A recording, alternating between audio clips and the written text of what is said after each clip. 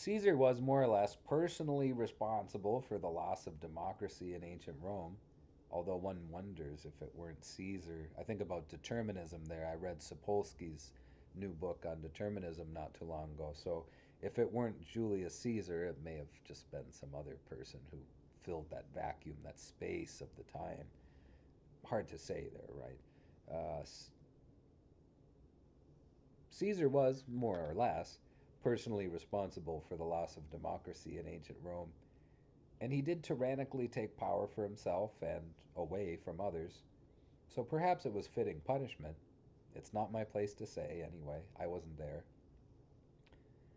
The events in Washington, D.C. on January 6, 2021 are on a much smaller scale than the turmoil that ancient Rome faced. But there are nonetheless a host of eerie similarities between the decline of the Roman Empire and the present predicaments faced by modern nations such as the United States.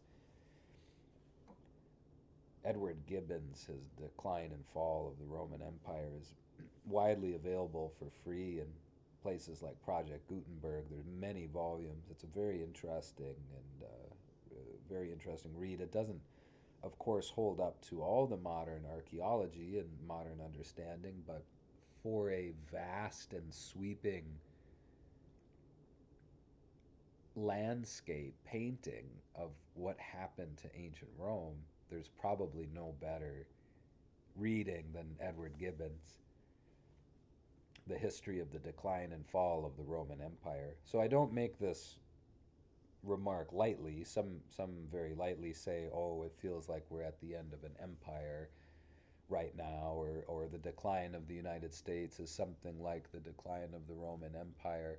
Um, I'm not saying this in jest necessarily. I'm saying this with some thinking about the history of what happened and the particularities of it as well. But I'm not a prophet. I'm not a seer. We can't really ever tell where we are in history, time being this dimension of the universe that pulls us along always.